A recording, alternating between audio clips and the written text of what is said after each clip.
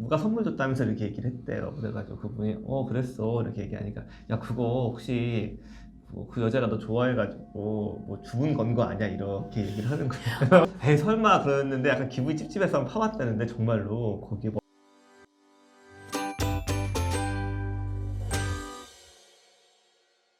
안녕하세요. 18층 변호사입니다. 안녕하세요. 오늘은 이제 스토킹가 입법이 된 것 같아요. 왜냐면 본회의를 2021년 통과했다 그러죠. 3월 24일 날 본회의가 통과됐고 특별한 사정이 없으면 공포나 시행이 돼서 입법이 될 건데 이 법률이 어떤 것인지에 대해서 한번 알아볼까 합니다. 네, 우선은 정식 법률 명칭이 스토킹 범죄의 처벌 등에 관한 법률이라고 네. 하고요. 네.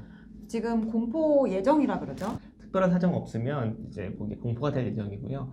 공포가 되고 6개월 이후에는 이제 발효가 됩니다. 아, 시행이 6개월이 네, 되는 거예요. 네. 그래서 스토킹 범죄란 무엇인가 이런 여러 가지가 있는데요. 가장 큰 틀은 그거예요. 네. 상대방의 의사에 반하여 정당한 이유 없이 상대방이나 혹은 그 동거인에게 불안감이나 공포심을 불러일으키는 거예요. 그래서 제가 만약에 예를 들어서 제가 조혜원 변호사님한테 뭐 그냥 단순히 뭐 하나 보냈다고 해가지고 네. 그게 바로 스토킹이 되는 건 아니에요. 그러니까 공포심을 불러일으키지 그렇죠, 않습니까? 그렇죠. 그래서 이런 것들이 여러 가지 이제 항목으로 열거해가지고 이런 네. 것들을 하면 스토킹 행위가 되니까 조심하시오라고 해서 이제 규정을 해놨어요. 네.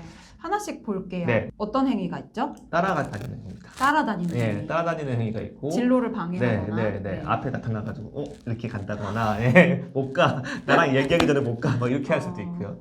그리고 일상적인 장소나 그런 뭐 평상시에 다니는 학교, 집 회사. 근처에서 왔다 갔다 하면서 기다리는 거죠. 나는 그냥 기다렸는데 상대방은 공포심을 불러 일으키는 경우가 있는 거죠.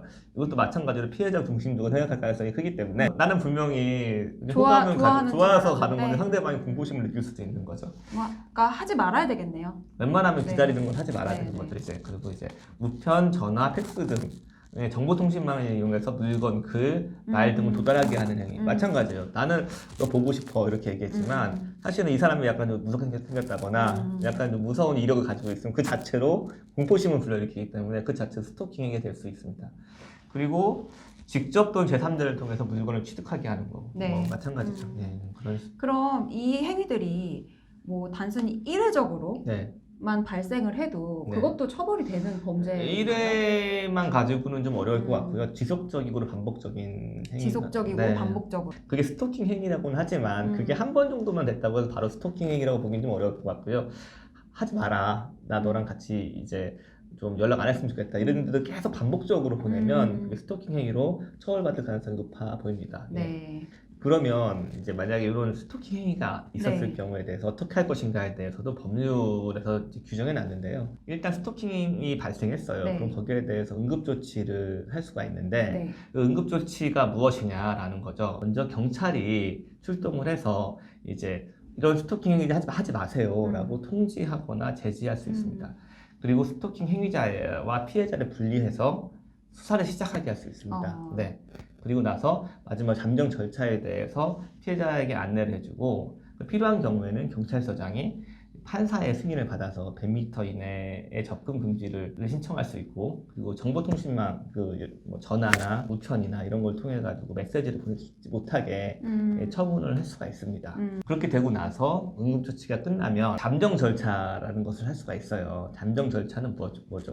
네, 잠정 절차도 마찬가지로 스토킹 범죄 재발 우려가 있을 네. 경우에 경찰이나 검사가 법원에 신청을 함으로써 이제 법원에서 처분을 할 수 있는 건데요. 네. 서면으로 스토킹을 중단할 것을 경고를 할 수가 있고요. 네. 그리고 100m 이내 접근 금지, 그리고 네. 마찬가지로 정보통신망을 통한 접근 금지 네. 이렇게 조치를 취할 수가 있습니다. 그러니까 결과적으로 이제 응급조치 같은 경우는 일어났을 때 바로 네. 이제 취할 수 있는 거고 잠정조치는 그 일어난 이후에 향후 발생할 것을 재발을 막기 방지하기 위해서 위해서. 하는 거죠. 그거 말고 이제 이런 조치를 취했는데 네. 계속해서 해요. 예, 그런 경우에는 어떤 벌칙을 받게 될까요? 우선 기본적으로 법정형이 네. 3년 이하의 징역 또는 3천만 원 이하의 벌금형에 처할 수 있게 돼 있고요. 네.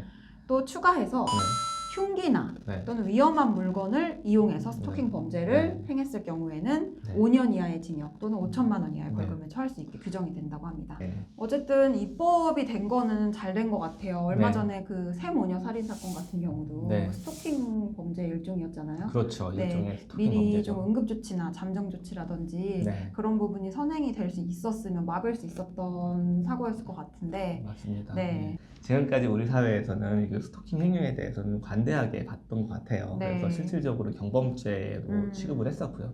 근데 아마 지금 현재는 상당히 개개인의 의사가 중요한 사회가 됐기 때문에 보호를 하려고 하고 있습니다. 따라서 그런 부분을 침해하지 않도록 다들 각자 주의해야 되는 것 같습니다. 네, 일단 상대방의 의사에 반하는 행동은 네. 안 하시는 게 맞죠. 네, 지금까지 좀 봤는데 앞으로 좀 더 궁금하신 부분이 있으면 여기 댓글 남겨주시면 거기에 대해서 또 한번 확인해서 알려드리도록 하겠습니다. 네, 네. 감사합니다.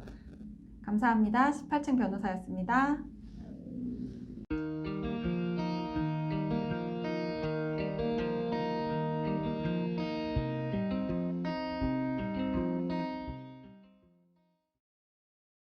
네, 변호사님, 네. 혹시 스토킹 당해본 적 있으세요? 스토킹이요. 네. 전 스토킹 당해본 적은 없는데 네. 이 좀 스토킹인지 아닌지 애매한 경험은 있었어요. 어떤 경험이죠? 대학교 때였는데 네. 그 당시 이제 카톡은 없고 문자만 있을 때 네. 어느 날 문자가 온 거예요. 처음에는 네. 잘못 온 줄 알았는데 뭐라고 왔냐면 아직도 기억이 나요. 네. 아, 오늘 머리가 아프다 이렇게 문자가 왔어요. 네. 그래서 그냥 잘못 보낸 줄 알았어요. 네. 당연히 잘못 본 줄 알았는데 근데 그 다음 날부터 그 번호 그 발신 번호 제한이었는데 네. 계속 이제 문자가 오기를 뭐 자기 기분에 대해서 계속 문자가 오다가 어느 날부터는 네. 오늘 기분 좋아 보이네 이렇게 오는 거예요. 네. 그리고 뭐 머리 잘랐네 네. 뭐 이런 게 계속 오더라고요. 답은 안 했어요? 답은 안 했죠. 왜냐면 발신 번호 제한. 발신 번호 제한이었으니까. 그래서 네. 저는 그때 어떻게 했냐면 경찰에 신고해야 되나 하다가 네. 저는 이게 누군지 알고 싶지도 않은 거예요. 네. 그래서 주변에 네. 내가 이런 이상한 문자를 봤는데 네. 한 번만 더 보내면 난 반드시 경찰에 신고할 거다라고 네, 네. 엄청 소문을 내고 다녔어요. 네. 네. 그랬더니 안 오다. 변호사님은 그런 거 없어요? 저는 없었고요. 제 주변에 이제 남자분이신데 그분 얘기예요. 그분이 예전에 대학교 때 화분을 하나 받았다는 거예요.